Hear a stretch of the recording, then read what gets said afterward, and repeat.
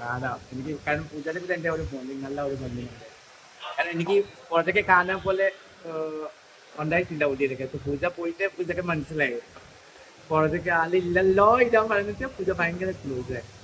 ശരിക്കും ഒരു final five ഒരു കണ്ടസ്റ്റന്റ് ആയിരുന്നില്ല. ഉള്ളിലൊക്കെ പാർട്ടിസിപ്പന്റ് അങ്ങനെ പറഞ്ഞു, പക്ഷെ പെട്ടെന്ന് എന്താണെന്ന് എനിക്കറിയത്തില്ല.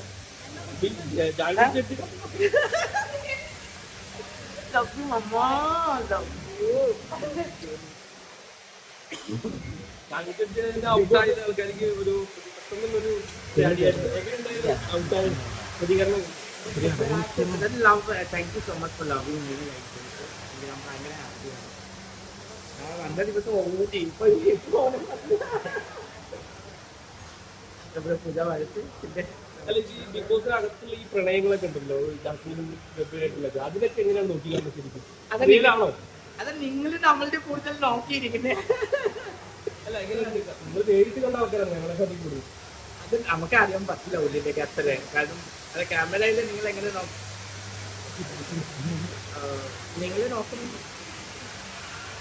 ബിഗ് ബോസിനെ കാണുമല്ലോ, എനിക്ക് വിഷമമായി കാണാനുണ്ടോ, പക്ഷെ വീഡിയോ ഉണ്ട് അസസ്മെന്റ് ആയിപ്പോയി, സ്വന്തം വീട്ടിൽ പോലെ ആയിപ്പോയി. ബിഗ് ബോസിലേക്ക് കയറാൻ പറ്റുന്ന പ്രതീക്ഷിക്കുന്നുണ്ടോ? നിങ്ങൾ വന്നാൽ പോകത്തില്ല. ജിത്തു ചേട്ടൻ നല്ലോണം മിസ് ചെയ്യുന്നുണ്ട്. എനിക്കൊരു ബ്രദർ കിട്ടി, സെറ്റിംഗ് കിട്ടി. അത് ജിൻഡോനെ അവിടെ ഒറ്റപ്പെടുത്തുന്ന പോലെ ഫീൽ ചെയ്യുന്നുണ്ട്. ജിൻഡോനെ ആണ് സപ്പോർട്ടായിട്ട് ജാമ്യം മാത്രം ഉണ്ടായിരുന്നത്. അത് ജിൻഡോനെ മൊത്തത്തിൽ കോർണർ ചെയ്യണം, അവരെല്ലാവരും കൂടി ചേർന്ന് ജിൻഡോനെ ഒറ്റപ്പെടുത്തുന്നത് അങ്ങനെ തോന്നുന്നു. ഇപ്പോ എനിക്കറിയില്ല, പക്ഷേ ജിജിത്തിന് ഒറ്റയ്ക്കായി. എനിക്കറിയാം ജിജിത്തിന് എൻ്റെ പിന്നെ ഒരു നല്ല റിലേഷൻ ഉണ്ടായി.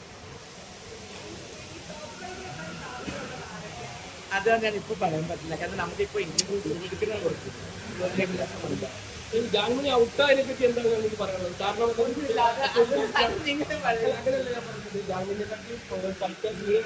ഇല്ലാത്ത ആൾക്കാർ ഇപ്പൊ ഇപ്പോഴും നിൽക്കുന്നുണ്ട്.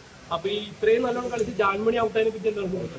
എനിക്ക് ഒന്നും അഭിപ്രായമില്ല, കാരണം വോട്ട് കുറവായിട്ട് അങ്ങനെയാണ്. കാരണം എനിക്ക് പുറത്തേക്ക് എത്ര സപ്പോർട്ട് ഉണ്ടാകുന്ന ആരുണ്ട്, ഞാൻ ഒറ്റയ്ക്കല്ല. Thank you.